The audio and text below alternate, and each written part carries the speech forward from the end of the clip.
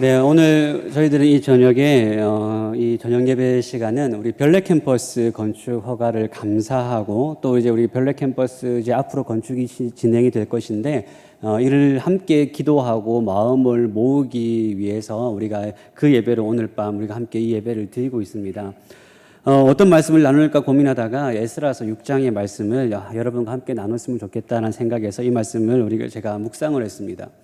오늘 이 말씀은 사실은 에스라 1장부터 쭉 이 복잡한 이야기들의 결론이 바로 오늘 우리가 읽은 이 본문입니다. 그러니까 지금 이스라엘 백성들이 바벨론 포로로 잡혀가고 성전이 다 무너졌습니다. 느부갓네살 왕 때에 바벨론 포로로 잡혀갔다가 이제 고레스 왕, 그러니까 바벨론이 이제 멸망을 하고 바사 왕 고레스가 왕이 되는 그 시점부터 1장이 시작을 하고 있습니다. 바사 왕 고레스가 이제 왕이 되자마자 그 해에 어떤 조서 하나를 보내는데 그 조서가 뭐냐면 예루살렘 성전을 다시 건축하라라는 그 명령을 내립니다. 그리고 느부갓네살 왕이 성전에서 가지고 왔던 모든 성전 기구들을 다시 다 돌려주면서 예루살렘으로 유다 사람들을 돌려보내는 것입니다. 그래서 스룹바벨을 중심으로 해서 42,360명의 사람이 이제 예루살렘으로 다시 돌아갑니다. 이들의 1차 목표가 무엇이냐면 성전을 건축하는 일이었습니다. 그래서 그렇게 돌아온 사람들은 우여곡절 끝에 솔로몬의 그 처음 성전보다는 못하지만 그러나 이제 이 성전 기초를 놓는 일까지는 성공을 했습니다. 그런데 한 가지 문제가 발생하는데 이 사마리아 사람들이 이 사람들을 찾아왔습니다. 사마리아 사람들이 이 사람을 찾아와서 이 성전 짓는 일에 우리도 함께 돕겠다라는 거예요. 이 사람들의 제안은 굉장히 솔깃한 제안입니다. 왜냐하면 갈등이나 일손이 부족한데 더 많은 사람들이 이 일에 동참해주고 더 많은 사람들이 이 일에 도와준다면 이 일이 더 쉽게 해결되기 때문에 그렇습니다. 그런데 유다 사람들은, 지도자들은 이 부탁을 거절합니다. 왜냐하면 이 사마리아 사람들은 더 이상 이 유다 민족, 이스라엘 사람이 아니었습니다. 왜냐하면 북이스라엘이 멸망한 이후에 북이스라엘에 남아있던 사람들과 아수르 민족이 함께 혼혈되어서 생긴 민족이 이 사마리아 사람들입니다. 그리고 이 사람들은 하나님을 섬기는 사람들이 아니라 우상을 섬기고 있었습니다. 그래서 만약에 유다인들이 이들과 손을 잡게 되면 어떻게 될까요? 과거에 이 사람들이 경험해봐서 알듯이 그들이 섬기는 우상숭배가 자기들 안으로 다시 유입될 게 뻔하거든요. 이 일 때문에 나라가 망하고 바벨론 포로까지 잡혀갔다가 이제 돌아왔는데 그 일을 두 번 반복하는 그런 어리석은 사람이 아니기 때문에 그렇습니다. 이 일의 대가가 얼마나 큰지를 절절하게 경험을 한 거예요. 그래서 사마리아 사람들의 제안을 단호하게 거부합니다. 그런데 문제는 또 거기서부터 발생합니다. 사마리아 사람들이 자기들의 이 호의가 거절당하자 이제 물리적으로 이 사람들을 이 성전 건축을 교묘하게 방해하기 시작합니다. 그 주변을 다스리던 총독들과 관리들에게 뇌물을 주면서 조직적으로 방해를 하고요. 그리고 유다 사람들이 반역을 꾸민다라는 이 조서를 왕에게까지 보냅니다. 결국 이 사람들의 방해로 이 성전 건축은 15년이라는 긴 시간 동안 멈추게 됩니다. 그러니까 이 15년이라는 긴 시간 동안 성전 공사가 멈춰지니까 이 유다 사람들 안에 가지고 있었던 이 성전에 대한 열정들이 점점점 사라지기 시작하는 거예요. 거의 이제 성전 건축이 불가능해 보일 정도로 시간이 흘러갔습니다. 이제 이 사람들은 성전 건축에 대한 열심보다는 자기들이 먹고 사는 일에 더 급급하기 시작을 한 거죠. 그때 하나님께서 선지자 2명을 보내십니다. 우리가 잘 아는 대로 학개와 스가랴 선지자를 이스라엘 백성들에게 보이십니다. 그리고 다시 성전 건축에 대한 도전을 하십니다. 그래서 이 유다 사람들은 15년 만에 다시 성전 건축을 시작합니다. 이렇게 시작하려고 하니까 또 문제가 시작됩니다. 성전 공사가 중단된 지 15년이 흘렀어요. 말이 15년이지 오랜 기간이었습니다. 그리고 처음에 조서를 내렸던 고레스 왕은 이미 죽었고 왕이 2번이나 바뀌었어요. 그래서 그곳을 다스리던 총독들에게는 이 성전 건축이라는 것은 굉장히 생소한 일이 돼버린 거죠. 그런데 갑자기 이 사람들이 성전을 건축하겠다고 나서니까 이 총독들은 다리오 왕에게 다시 그 시대를 다스리고 있었던 다리오 왕에게 조서를 보냅니다. 이들의 말이 사실인가? 진짜 고레스 왕이 이 성전을 지으라고 했는가? 이 성전 공사가 합법적인가를 묻는 질문의 편지를 보냅니다. 이 편지를 받은 다리오 왕은 이 일이 어떻게 된 것인지 진상조사를 시킵니다. 그러자 이제 왕의 물건을 보관하던 창고에서 옛날 고레스 왕이 썼던 그 조서가 발견이 됩니다. 그래서 유다 사람들의 말이 진짜였구나라는 것이 확증이 되는 거죠.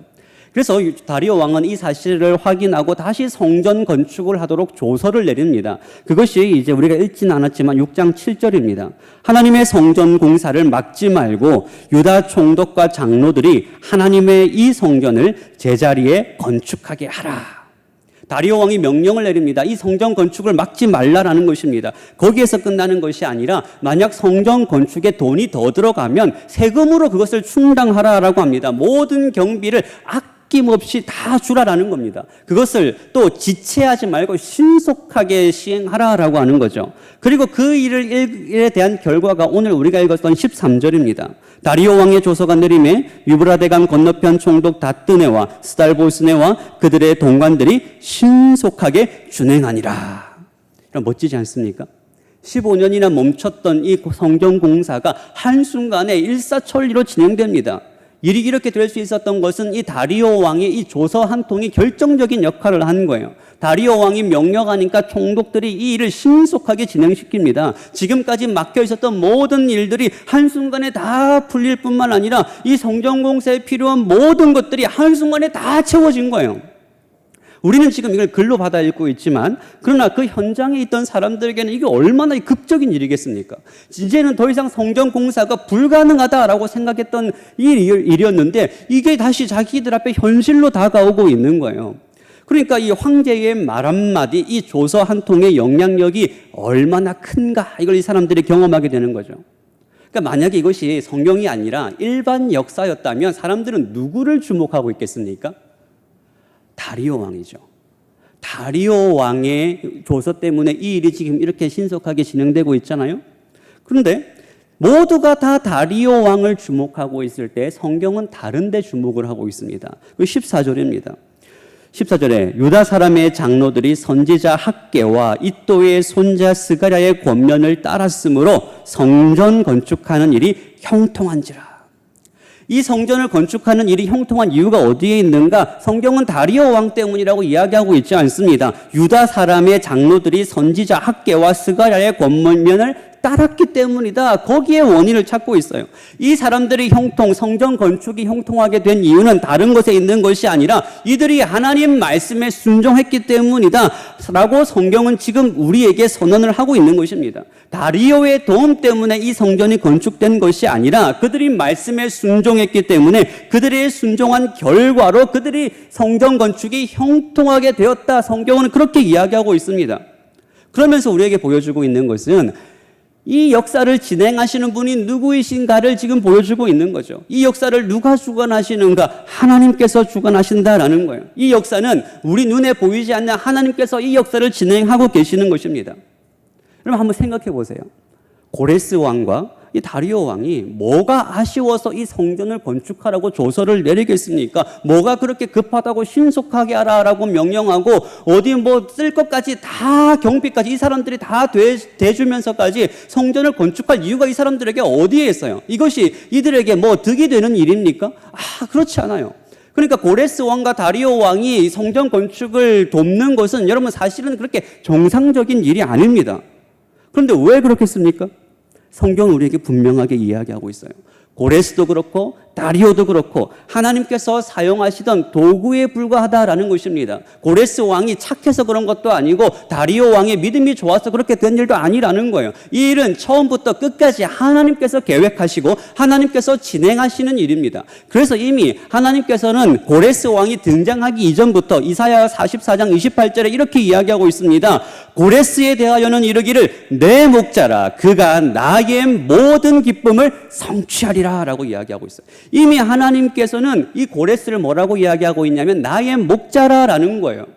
일반 역사 속에서는 날아가는 새도 떨어뜨릴 제국의 대황제이지만 하나님 편에서는 여러 하나님의 목자 중 하나님이 부르시는 목자 중에 한 사람일 뿐이다. 하나님의 종이다. 하나님의 도구다라고 설명하고 있는 것입니다.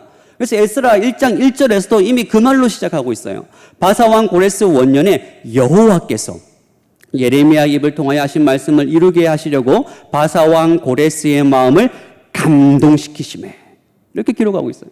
성경은 분명히 이야기하고 있습니다. 여호와께서 바사왕 고레스의 마음을 감동시키셨다라는 것입니다. 하나님이 하셨다는 거예요. 다리오도 마찬가지입니다. 결국 다리오와 고레스를 감동시켜서 성전을 짓게 하신 분이 누구의 뜻이라는 거예요? 이것은 그들의 그 황제의 뜻이 아니라 하나님의 뜻이었다라는 것입니다. 하나님께서는 그것이 하나님의 뜻이라면 세상 지도자들을 사용하셔서까지 이 성전을 건축하는 이 일에 하나님께서 동원하고 계시는 거예요. 결국 이것이 우리에게 보여주는 것은 무엇입니까? 이 역사는 하나님의 계획하신 대로, 하나님의 뜻대로 진행이 되는 것입니다. 그렇기 때문에 성전 건축이 하나님의 뜻이라면 그 누구도 이것을 막을 수가 없어요. 그러므로 이것을 아는 하나님의 백성은 어떻게 반응하겠습니까? 하나님의 뜻에 순종하면서 하나님의 때를 기다리는 거예요. 그럼 환경이 중요한 것이 아닙니다.